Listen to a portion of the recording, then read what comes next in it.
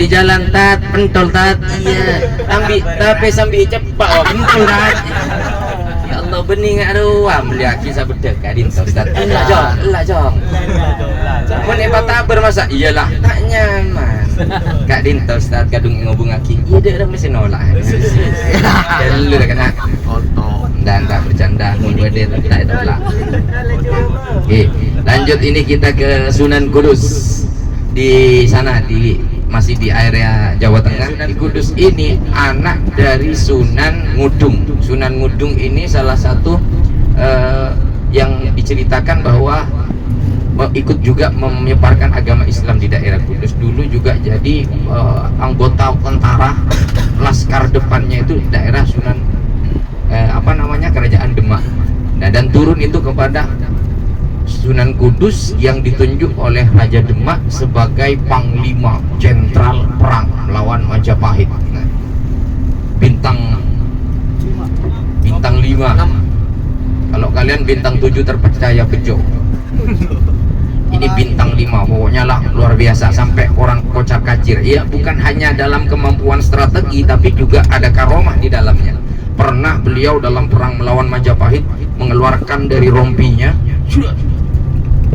ribuan, bahkan bukan ratusan, ribuan tikus maksudnya jadi senjata, jadi apa? Jadi pasukan kocar kacir, gimana mau tikus pasukan Majapahit. Jadi itu sangat terkenal di masyarakat, logikanya nggak nyampe, belum mama bisa. Kalau tukang sulap keluarnya paling merpati, ini tikus ribuan lagi. Nah ini di luar nurul. Nah, tapi kalau orang yang punya keimanan ini bukan orang hal-hal yang biasa kayak gini. Apa? Sudah biasa kita menemukan.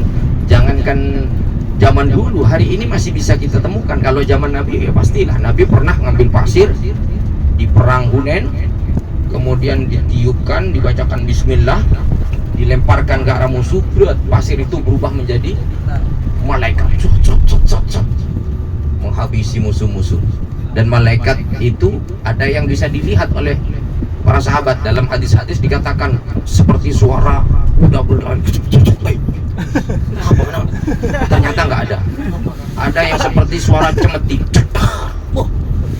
Ada yang ketika mau ditusuk, sebelum kena tusuk dia sudah terpelanting. Aduh, heran itu. Ini benar sahabat begitu. Ini belum diapa-apakan sudah terpelanting. Nah ini kalau bukan malaikat apa? Bahkan ada yang kasat mata melihat seperti burung mencaplok pasukan-pasukan musuh itu, kafir Quraisy.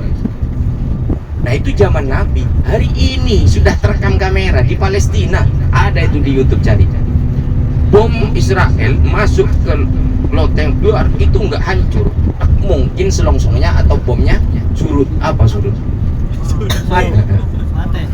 Iya pokoknya lah error lah gitu kan. Biasanya meledak nggak ini. Nah tapi yang aneh itu berputar lama.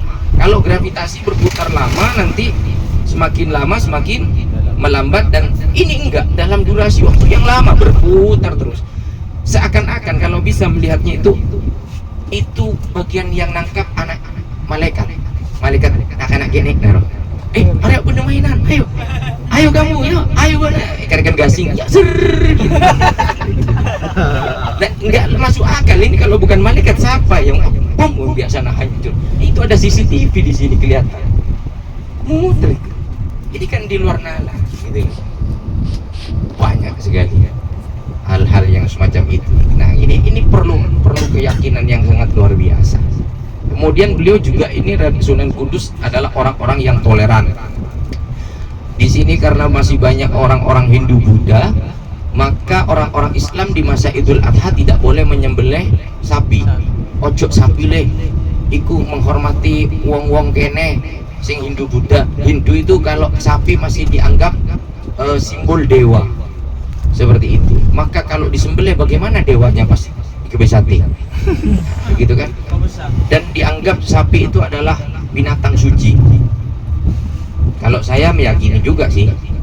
Kalau tidak percaya kamu, sapi itu kasih minuman keras, homer, itu nggak mau.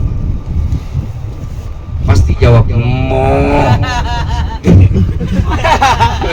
Ngerti apa pada? Mau pasti mau itu mau. Nah itu toleransinya kuat, akhirnya dirubah menjadi kerbau. Jadi sampai sekarang di daerah Kudus itu kalau Idul Adha masih banyak yang menggunakan daging kerbau. Gara-gara Sunan Kudus dulu melakukan toleransi. Nah, toleransi macam ini yang harus dijaga, terutama kita adalah orang-orang Nahdiyin yang di dalamnya ada tasamu, tawasud dan apa sih itidal gitu kan. Toleransinya harus kuat. Rasulullah sudah mencontohkan itu. Ketika disebut dalam piagam Madinah, kita harus hidup bersama. Kau boleh Yahudi, kau boleh Nasrani, tapi di sini ini satu negara. Maka apapun yang terjadi kalau serangan kepada negara ini, maka semua harus membela. Tapi jangan sampai mengusik agama. Kan seperti itu.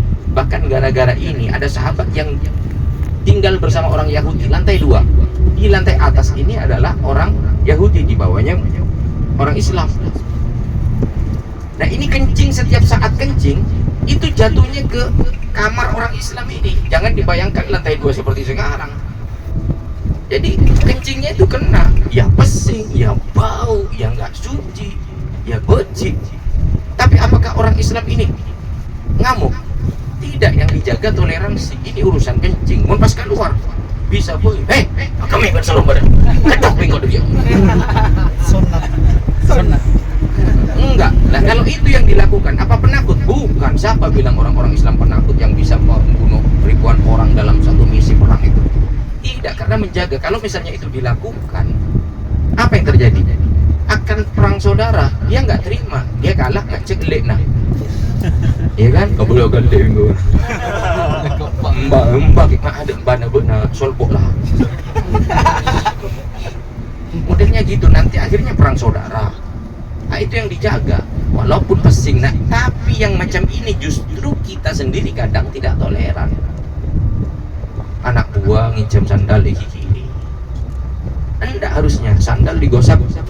Jong, itu sandal saya. Udah tandi sandal enak. Iya lagi basah.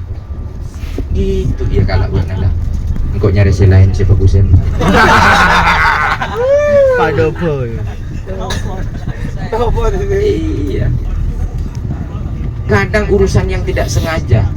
Yang sengaja saja harus kita toleran, kadang memaafkan. Yang tidak sengaja kita kadang jadi tengkar.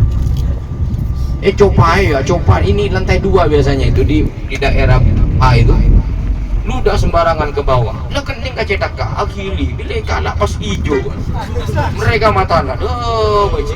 Ini marah, copawan serumpun, patah kurang pun. Jangan gitu, rubah kalau mau toleransi. Ya, enggak apa-apa. It's okay, no problem.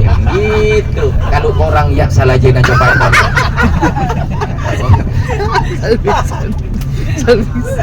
Sandal aja. Gitu ya, nanti kita ke Sunan Kudus.